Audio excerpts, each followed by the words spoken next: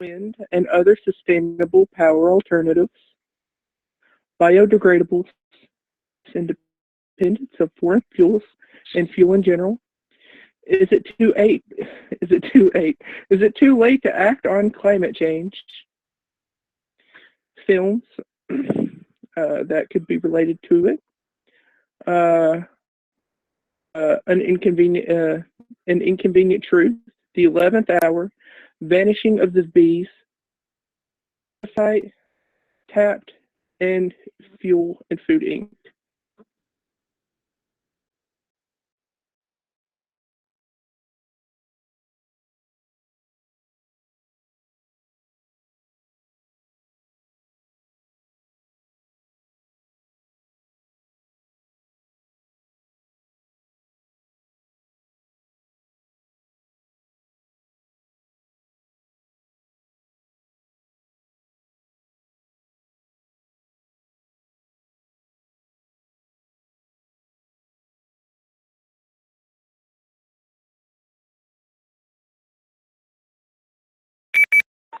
Is there any specific place anybody would like to start?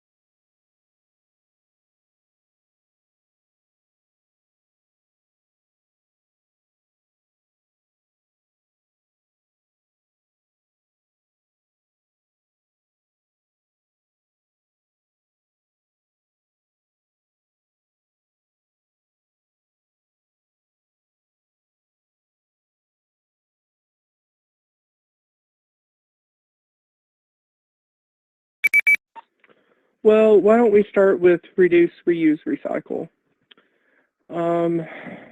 Reducing your amount that you bring in, you're going to use, and then after you use it, you're going to repurpose it. So let's talk about that.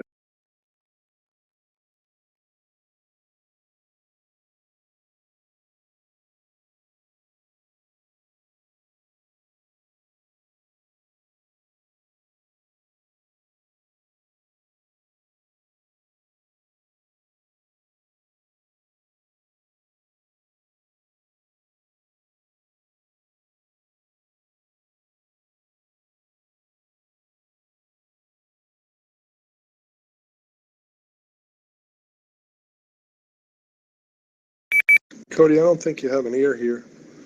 I think all these accounts are just sandbagging. But there's a couple untrusteds in the bottom there. If they'd like to get trusted in, click on the channel profile pic, scroll down and read the rules, let the moderator know you've read them. You can follow them and we can get you trusted in here for the program.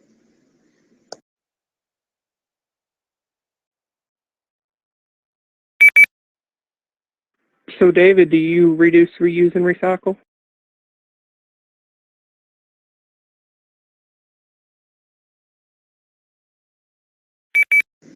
Oh, you're not going to get me involved. I work the back door on these shows.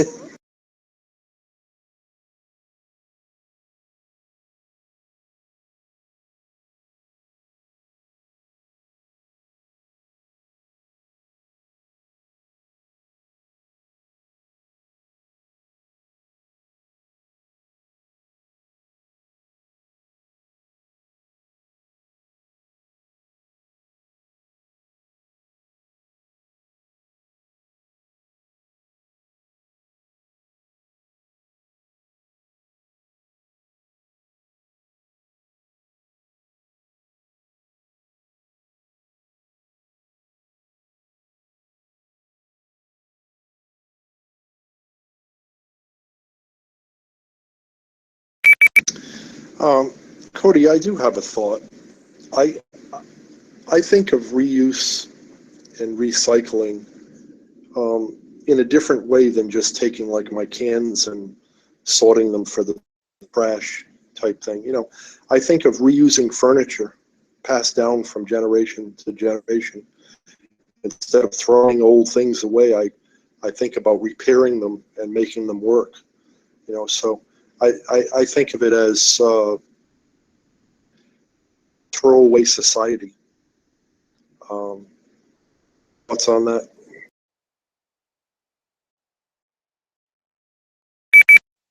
Okay, yeah. So you don't just throw it out when it's broken. You take the initiative and you fix it, and you fix it well. I can understand that. I think more people need to think like that.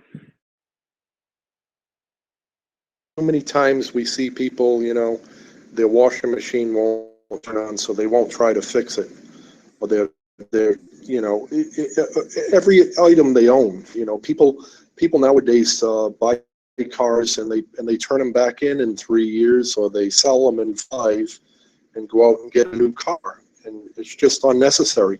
I drive a 1993 pickup and a 1999 van. Okay, they both have low miles on them, 70 and 80,000 miles, but it's still, you know, most people would have traded them in a long time ago. But I don't see any need to. You see, they still have a lot of life in them. So that's what I think about the waste that happens, and people just throw away, you know, and go for new, and I don't get it. Hey guys, what's going on? So I hear we're talking about the daily topics today. Just fill me in on what you guys have been talking about so far. Well, I'm glad you asked. We're doing our Tuesday weekly program. We're on week 115 of our healing choices, and this week's topic is the benefits of going green. And we have quite a few potential topic points that we'd love to get to. Right now, we're talking about reduce, reuse, and recycle. So, if you could tell us, like, what does that mean to you?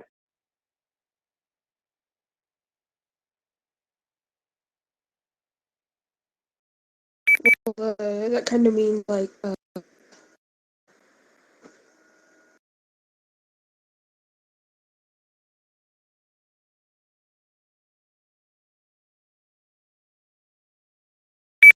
I think one user lost his connection.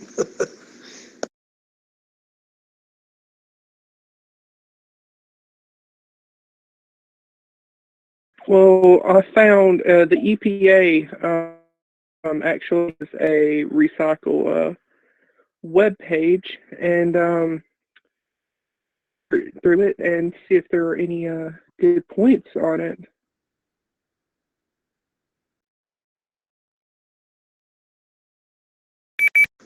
Yeah, there's a lot of controversy in like recycle of canned goods and whatnot. They say that to recycle aluminum, it actually uses more energy than to use new aluminum. I don't know if that's true. I've heard the argument. You know, so there are arguments. There are controversial arguments on whether or not recycling or reuse or green things that appear to be green are really green. Like ethanol, for instance, costs more energy to make ethanol than its value. So that's a real good argument. You know, taxpayers subsidize it, so it's worth it to make ethanol. But my point is, whatever happened to the young girl wearing her mother's wedding gown or her grandmother's wedding gown instead of purchasing a new one? I mean, there's something sentimental about that. There's something beautiful about it, I think. And you're saving the planet at the same time. I think a lot of people want the instant gratification of going out and getting something new. That's where, as a human race, we fall short. Um, there are a plethora of ways that we could just better ourselves and our environment. Public would just find it appalling.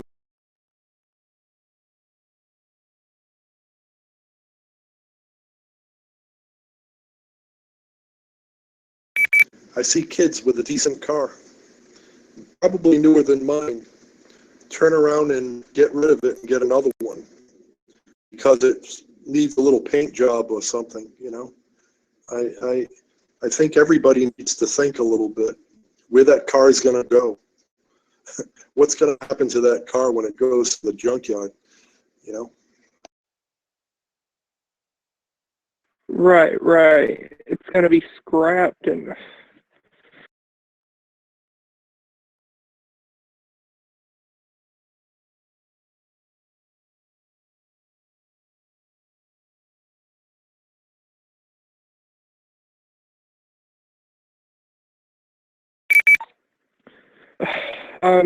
we did this one project for reduce, reuse, and recycle in art class, and I won a medal for it. We had to draw a poster that had to do with like recycling, and I drew an aluminum can on a trash can, one of the green recycle bins, just like chilling out, and I got to go to the park and like receive an award for it. I think it was like $50. Oh, that's really cool. Yeah, that's awesome. You know, what do you think about bags? This one always killed me. You go to the grocery store now, you can't get a paper bag. And everybody, you know, when this happened, I don't know, maybe you're too young to remember it. When this happened, it was supposedly to save trees. It was all about saving the forest, and we're going to have plastic bags. But really what it was, I believe, my opinion, is that petroleum companies wanted to sell plastic bags as a byproduct of the petroleum process. And the truth is, they put a bunch of farmers out who farmed trees for paper. We haven't made paper out of trees in decades. That farmers grow trees for paper. So basically, they made plastic bags, business who make paper, and these plastic bags are volatile to the wildlife. They're terrible for the environment and everything. I wish we would go back to paper and employ some farmers to grow trees for paper. Here, I gotta pay 5 cents for when I go to the groceries. Grocery shops, they charge me 5 cents for your bag. Well, so David, you were just saying that they cut down the use of paper bags because paper usage or cutting down trees and whatever, when that didn't really make a significant change on the amount of trees that are being cut down annually because of just farming in general or paper usage. That did not make a huge impact because there's still millions of trees being cut down every year. Around the world, but not in the United States. Our forests are protected. There are some that are cut down forests. There's permits for it, for logging, but most of it is privately owned land and it's farmed. So they cut one area down and then they plant it, and then they cut the next area down and they plant that. And by the time it goes around in a circle, the trees are grown again. It's a farming process. And that was true of paper bags. But they wanted to convince the people that plastic were better than paper, and that we were doing a bad thing to the environment, when in reality, the bad thing that we're doing to the environment is using plastic bags and plastic water bottles too. I would like to take note that the tree farming was a lesser evil, but they did plant conifers, so pine trees, because of how fast they grow. Their growing cycle is much faster than a hardwood. That messed up some ecosystems because a lot of animals weren't used to like pine needles. It just wasn't part of their biomes. But when you look in comparison, the plastic bags were. Oh, sure. I'm sure the farming could be done better. no doubt about it. But it is the lesser of two evils. And I'll never be convinced that plastic bags are for the environment. That's just a non-issue. Oh, absolutely, especially when they end up in the ocean and leatherback sea turtles go to eat them and they suffocate. They choke. They asphyxiate on these bags because they're trying to find food, and we've mucked up our ocean, and we're killing species that are vital to our ecosystems and our survival. Or to go along with that, we're also dumping our trash, like first world trash, into these third world countries, or like these poorer countries, to deal with our trash and our plastic waste. And it's the same thing. They're trying to find food out of our trash, and it's, I don't know. Well, that's true. That's very true. Animals in the ocean have no understanding of trash. It doesn't exist in their world, so they think everything is food.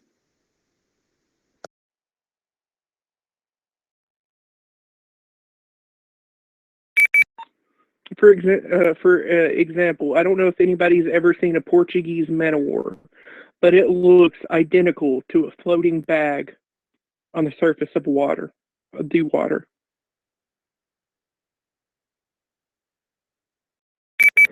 Hello, Ring Fire. Hey, Cheryl, welcome aboard.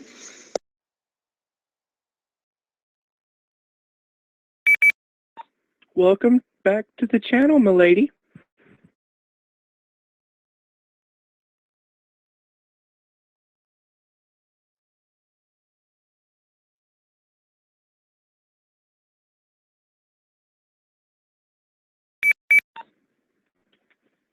Let's talk about how much waste and trash is actually in our ocean. They're the physical made solely out of trash. I don't know exactly where it is. I'll have to Google that right now. But it's massive. I read something a couple weeks ago about, it was saying something like, if you were to gather all of the trash that was dumped in the ocean, year actually, not just stuff that's there, each year, and you were to see how many times that would go around the whole earth, it'd be like 3 times. One time, New York was dumping so much trash in the ocean, they would carry it out on barges with bulldozers, and they would bulldoze it into the ocean. 100 miles offshore, there was a slick underneath the ocean that was 100 miles wide by 400 miles long. It reached all the way down to Carolinas.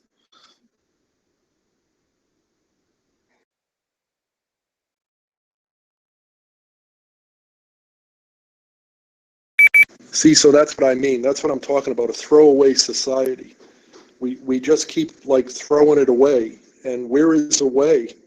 It's wrecking the environment. So we need to get a different mindset and recycle, reuse clothes, cars, everything, and stop that. Look, Cuba has been reusing cars since 1960. The cars down there are from 1960. They still run.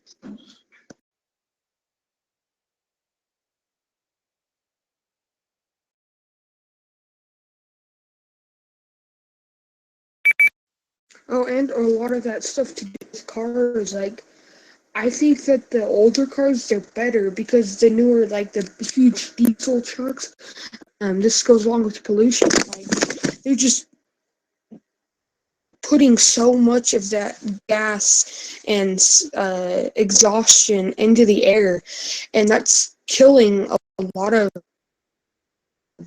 just from cars and trucks and planes, just that smoke. Hey, what's going on, Ring of Fire? Hi, Mahala, how are you? I've had better better days, but I'm alright.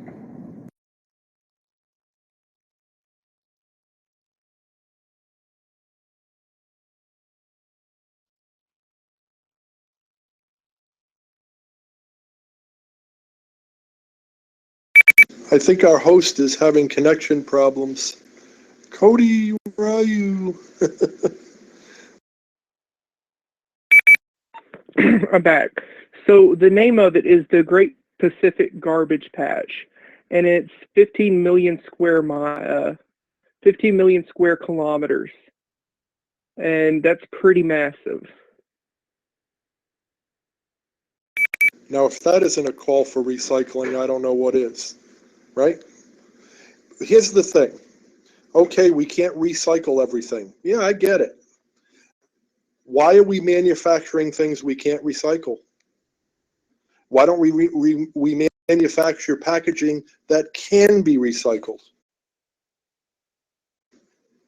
that can be reused?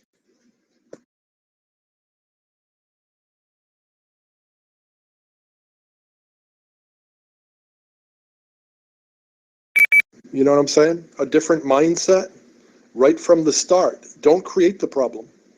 So let's do that. Well, I think the bottom line of that is it's not making the big guys as much money. Well, yeah, and that's always the issue, right? Money, not the earth, not the animals, not the ecosystems, money.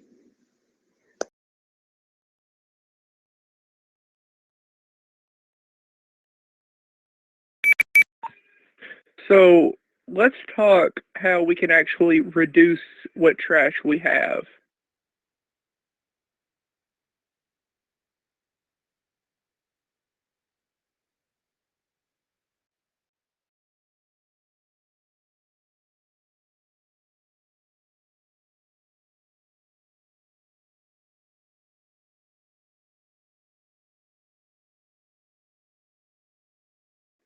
I think that if everybody just did their part, we could, in reducing trash, should be like maybe composting, um, repurposing, the reuse function. Um, we could dramatically just cut down like on our trash accumulation each year. What's up, everyone? I'm back.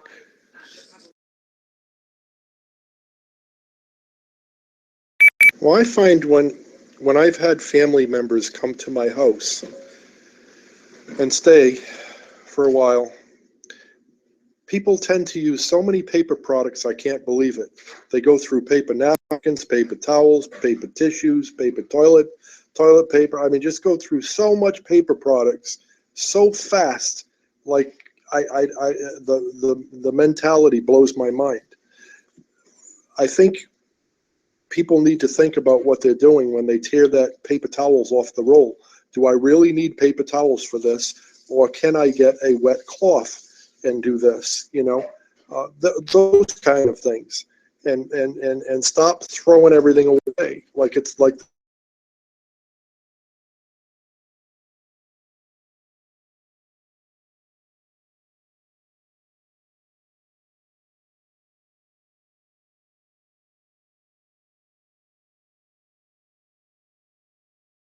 Doing a little bit of extra laundry in favor of like just not buying paper towels in general. My grandmother never bought paper towels. She bought a rag drawer. Perfectly fine for like 80 years. Yep, that's the way I live. I use paper towels for certain things, but if I'm washing the counter down, I have bleach water and a cloth, and I wash all my countertops down with that. So there's ways. It's just people are too quick to grab things that you throw in the trash. Pampers, diapers. Years ago we had diaper services. That might sound a little gross to some people. You know, you save the diapers and they get laundered, you know, either in your own washing machine or in a laundry service. Nowadays, it's Pampers, Pampers, Pampers. Kids will go through 3, 4, 5, 6 diapers a day.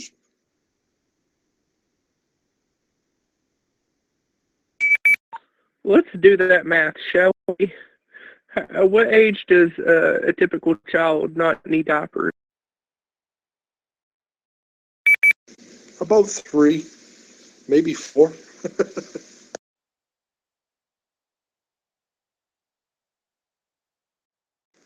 Wow, I hope not. Anyway, I'm finally connected. I was only connected long enough last time to say hi. How's everything going? Hi, Cheryl. We're a little slow. Probably missing your presence. Well, I know I am. I think the room is too. That's 8,760 diapers per baby. And hi, Cheryl. Welcome back.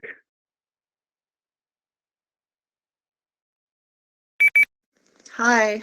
Oh yeah, I'm sure baby goes through tons of diapers during the first stage of his life. Wow, that's a lot of diapers. Stinky, nasty things in a landfill. Ugh. Yeah, let's have a baby for an impact, nice impact on the environment. Shall we? Shall we? Lots of babies, lots of diapers. Anyway, I'm sure it's not me that people are missing. It's got to be Andrew. Just probably adding to the impact a little. More kids in the world. Oh my God. They're too expensive. Hi, Jen. How you doing? Yeah, when you buy 8,000 diapers, yeah, they are expensive.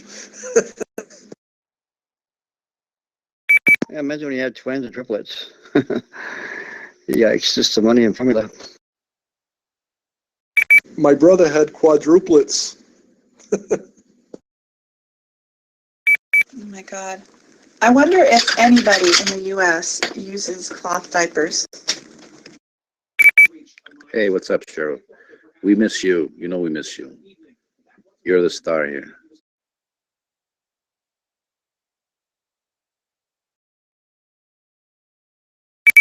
You know, I'm sure there's some sort of like Indiegogo or something that's catering to that small portion of the United States.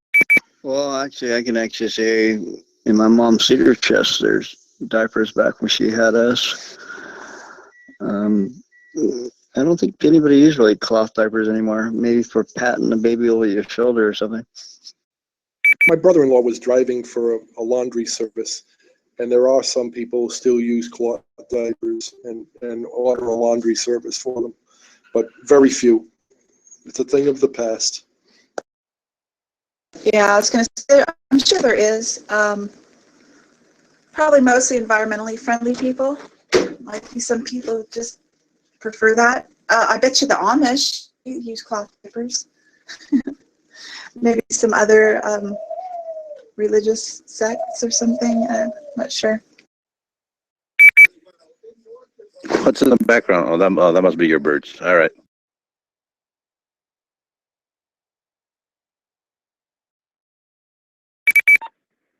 Okay, so a double cloth diapers, there's 50 of them for $43.75 at Walmart. So apparently Walmart sells them. Buy some. Do you know how good diapers are for so many things? I mean, they're fantastic. I'm going to buy them. You know, not everybody that uses cloth diapers or has used cloth diapers used a laundry service. Some people would actually clean them in the toilet, or at least clean, you know, the poopy ones, get the majority of the poopy stuff off first in the toilet. I can remember, I think my mom saying this once upon a time, that that's what they would do. And then they'd probably launder them after that in their machine or washing machine. Oh, I definitely remember that, Cheryl, with my little sister. Yep, that was true. And we had a laundry pail, I mean a diaper pail that you had to disinfect constantly. I guess Pampers have gone a long way the last 20 years, eh? So how about those plastic bags we get in markets? Paper, plastic. Well, it's usually plastic. Does anybody bring their own bags? And if not, do you reuse those bags? Do you return them to the store, or do you throw them out? Yeah, I reuse them, but can you tell me why they're charging 5 cents per bag when you go grocery shop now? They've started that. It's been like a couple of years now. They're charging people for bags, 5 cents. They're wanting people to switch to bring like their own bags. Like they're trying to cut down on the bag cost, which doesn't work. Everybody's just going to pay the 5 cents because it's easier, but they're making money off of it. Yeah, David and I were talking about this. This is like one of the first things we talked about. I'm interested to hear your point of view. I use IKEA bags and the Aldi bags. Yeah, but only markets do it. Walmart doesn't do it. Walmart doesn't charge 5 cents for bags. Only supermarkets are starting to charge 5 cents. Well, that's more in other countries. There's not a lot of places in the US that actually do that. Some of them have a different system, an incentive, where they'll give you 5 cents credit off of your bill if you bring your own bag. Or they have like rewards programs like Ralph's, they'll give you 5 points. But yeah, I know a lot of other countries do charge. Bags can actually be costly. The plastic ones the markets get in bulk probably don't cost them a nickel. When you're buying like paper, especially specialty bags, they can be a nickel or more. Like if you go to a boutique or something like that, and they're not in leggings and they're paper and they have special handles and stuff like that, they can actually be quite costly. Even something like Victoria's Secret, where they've got tons of stores, their bags are they're nicer than something at a supermarket for sure. So definitely going to cost more than a nickel. But even for those who don't cost a nickel, I think it's more to give you an incentive. And I think people who pinch pennies will kind of get in that habit. And once you get in that habit, it's just kind of a natural instinct, kind of a go-to. I keep my bags in my car, so they're always there, and I almost always remember to grab them before I store, and I usually bring enough. Occasionally I don't, but sometimes I really use those extra plastic bags because I really seldom get them. There's even been a couple times where I've taken recycle bags from the markets because I need them. And you know what they're going to do with those bags? They're not going to put anybody's groceries in them. They're going to ship them all the way back over to China again, where they're going to be processed over again into bags. So talk about a carbon footprint right there. It's better for me to just grab them and use them. Yeah, it's much better, like you said, Cheryl, if every time you bring your own bags, they give you 5 cents rather than them charging you 5 cents.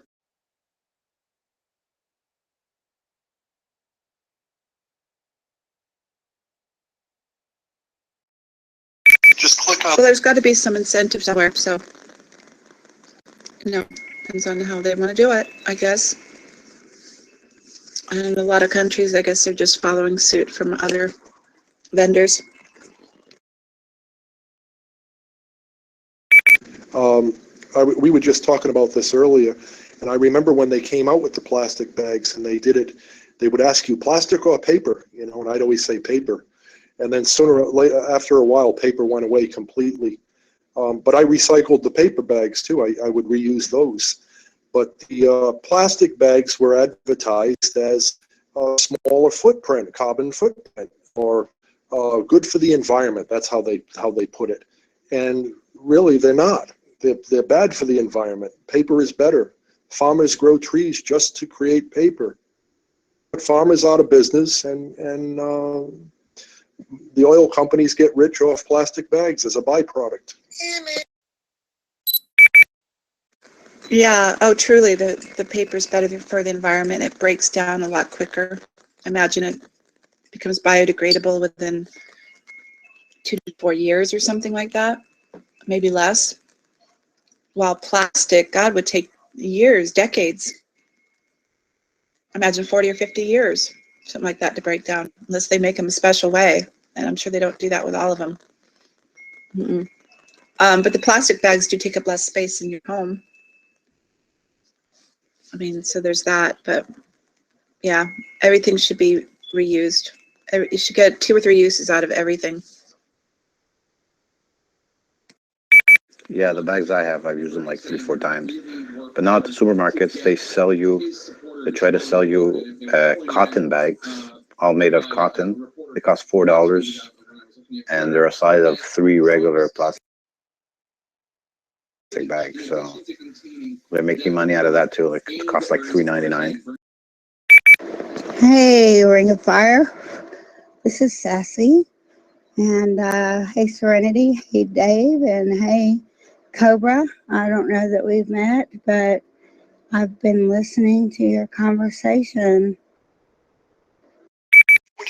Wow, the cloth bags here, or the maybe laminated ones made out of some kind of fiber, they usually sell them for $1, maybe $2 if they're kind of fancy. They're not, not too much here. Yeah, here they cost us $4, like $3.99. Those cloth ones, $3.99. I'm sorry, Cobra. I cut you right off.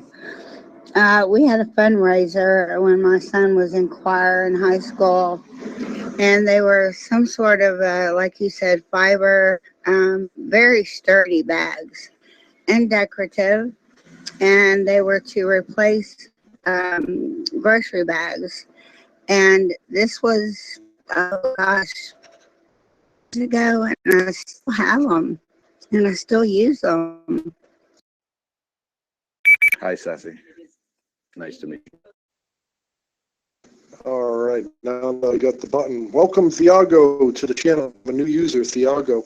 We're in a program right now called Our Healing Choices, and tonight's topic is the benefits of going green. So hope you enjoy the panel. Welcome to the channel, Viago. Cheryl, I went ahead and Googled how long it takes for a plastic to degrade. Different kinds of plastic can degrade at different times. Each time for a plastic bottle to completely degrade is at least 450 years. It can even take some bottles 1,000 years to biodegrade. That's a long time for even the smallest bottle. 90% of bottles aren't even recycled. So there is some benefit to a plastic bottle in that the shipping cost is cheaper, or the carbon footprint to move it because it's lightweight is less. But I don't think it weighs, it really balances out. I think glass bottles were better, reusables.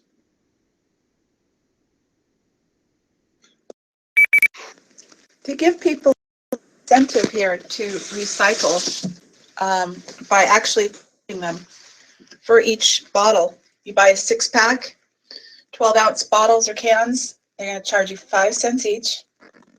So it gives you kind of an incentive to go get that back, not throw it out.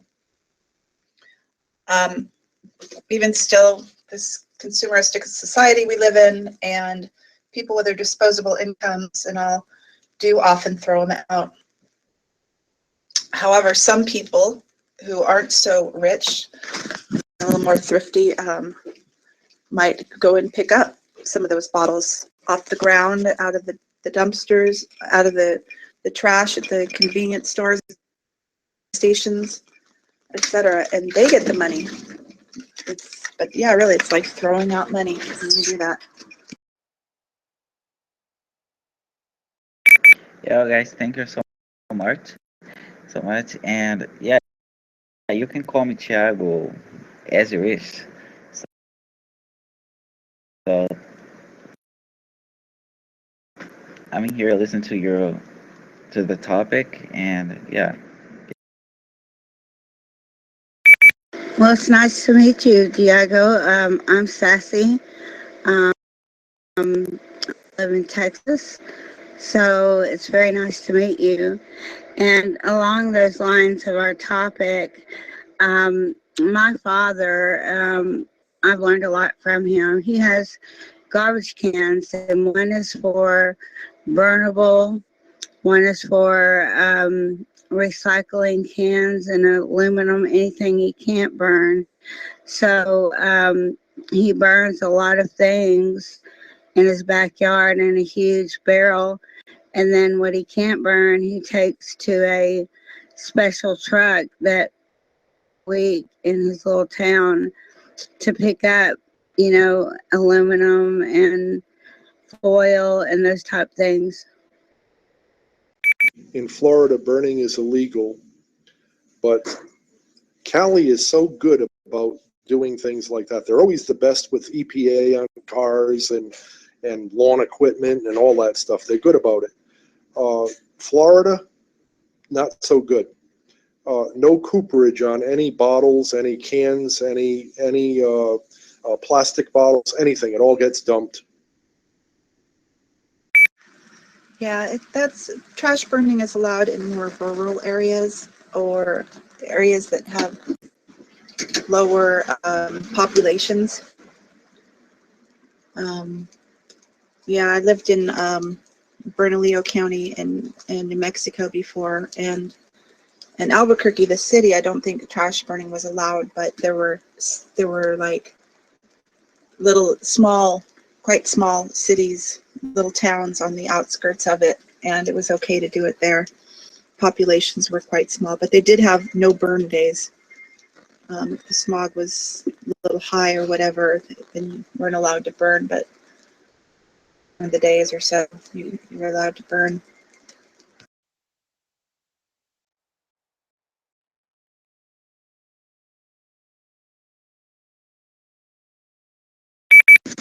How about wearing your mother's wedding dress, your grandma's wedding dress? Isn't that a good way to recycle, reuse? Sure, or you could upcycle it, maybe the lace is falling apart a little bit from age or something. Replace the lace, something more modern, tailor it, hem it, bring it in, whatever. Use a different train, different veil. Yeah, all that stuff can be upcycled if someone so desires. What about composting? I had the composting, like the definition online. Composting is a simple way to add nutrient-rich humus, which for those who don't know, hummus isn't just made out of chickpeas. It's a nutrient-rich soil, which fuels plant growth and restores vitality to depleted soil. It's also free, easy to make, and good for the environment. Composting benefits soil conditions. With compost, you're creating rich humus for a lawn or garden. That's actually something that I was just going to bring up. Since I was done on that topic, the burning. Yeah, it's a good idea. Anybody who has a garden should do that. And all you need to do is just keep a bag in your kitchen, like near your sink. And anything you might put down your garbage disposer, really almost anything can go there. Anything organic, that is, no animal stuff, except for eggshells. Your coffee grinds as well, your banana peels and your potato peels and all that stuff can go in there, and just create a mulch pile. Remember to churn it. It's rich in nitrous oxide, so it can actually be flammable. You do need to churn it to oxygenate it. And I know there's more to it than that for the churning, but yeah, there's tips online, and then it's very rich fertilizer. So if you garden, it's an asset to have that. And then it saves the landfills from that stuff too. But not that it's bad for the landfills, it's just less junk to go there. Do a somewhat of a, although I don't turn it into a compost pile, but The compost toilet, I can't get my head around that one. But I do know people who have compost toilets. I don't know, I wouldn't go that far.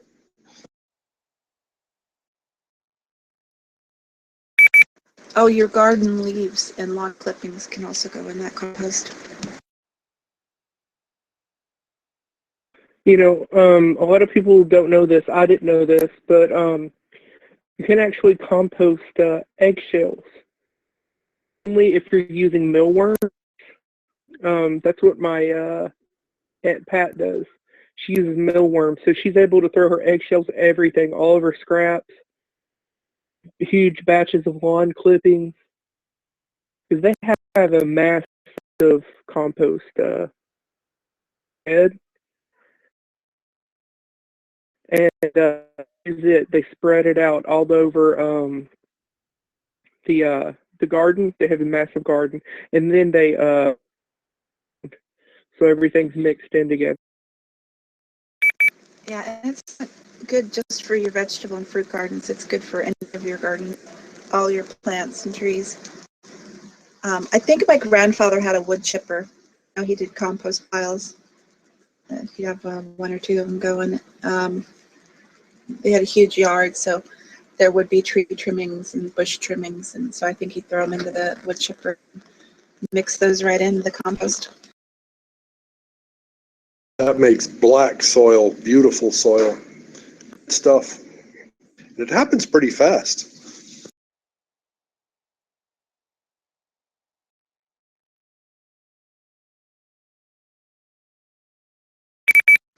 So how about the topic of reusing? You know, we buy things in these containers and jars. Does anybody ever reuse like a jelly or pickle jar or a bottle, maybe a vinegar bottle or something, a caper jar, a cottage cheese container, any of those things? You know, if you use those, you can with, well, jars, obviously, if you're making jams and what have you. Cottage cheese containers, things like that, you can reuse rather than going out and buying like the Ziploc Tupperware. And also they have a lot of lunch meats these days. They're in Ziploc or different type of little containers that you can reuse. And they even have a little inner bag. They come in, lunch meat come in an inner bag, but they also come in this container. You can reuse those. So you never really should have to buy much in the way of those containers unless you need something quite large or an unusually shaped. I do all of the above.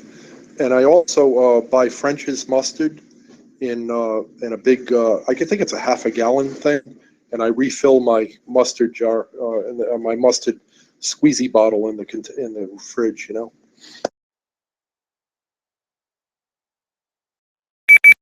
Yeah, you can use those big ones to pickle things in after you get done with them too. I like to use leftover like containers to pickle.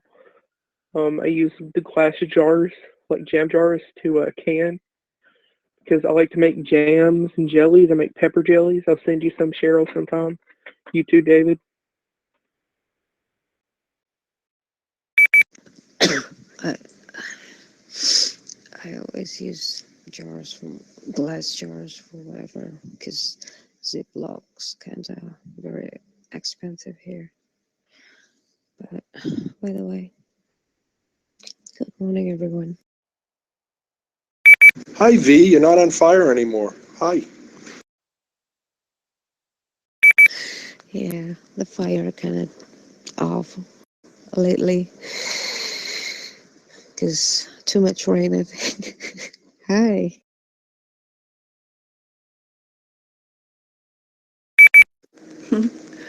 Hello, Heidi. I have a bottle, you know, as long, slender, or tall, slender bottles, basil garlic dipping oil, and it got pretty much to the end of it, so I ended up adding some more basil, garlic, and oregano, and you know, some other seasonings that were in it to the bottle.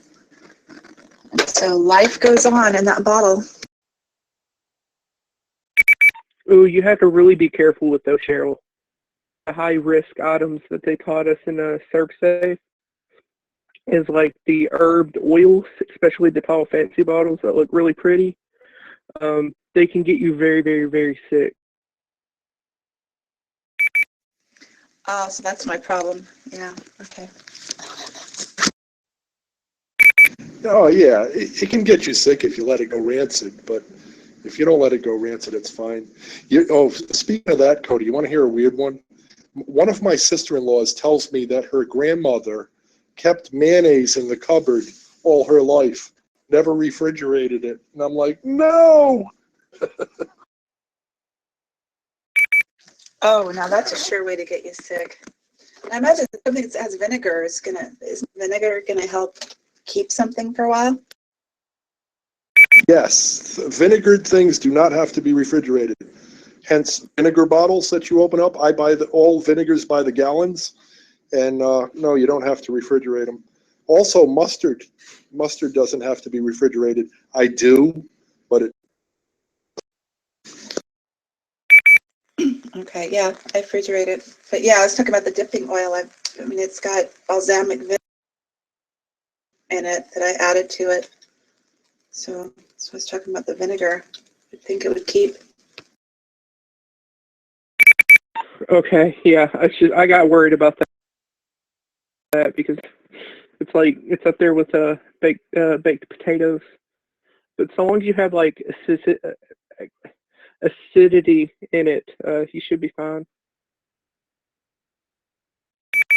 So Cody, do you have some of those talking points in front of you? I don't have it in front of me. I haven't even read it, in fact. So maybe you can get a new subtopic going. All right. Well, we've done reduce, reuse, recycle, reducing waste, composting. We could do biodegradables, voting with our dollar, plastic footprint. We kind of covered that with the glass bottles and everything.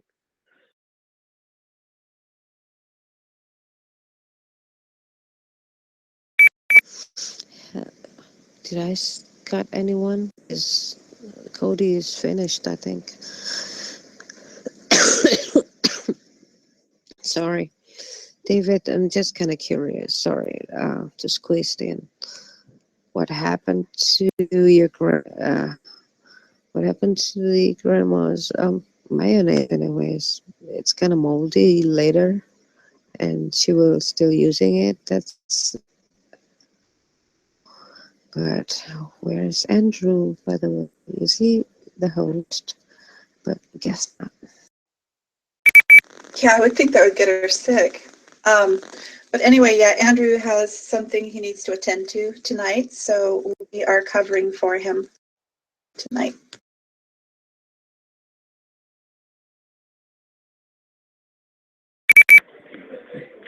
Bring up class.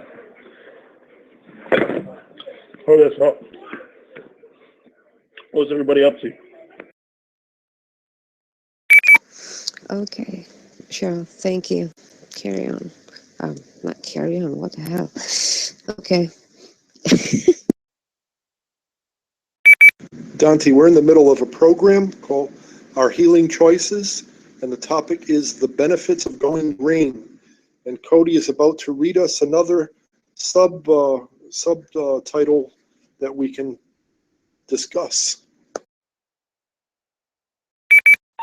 Quite sorry about that. I don't know how far down the list I got. My Zillow kicked me off for a second.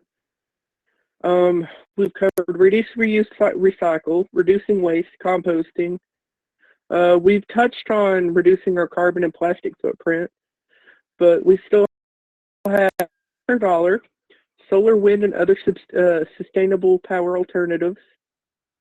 We've covered biodegradables, reducing the use of and dependence on foreign fuels and fuel in general. To late climate change. So we have those to pick from. I want to get the button and say, hi, Serenity.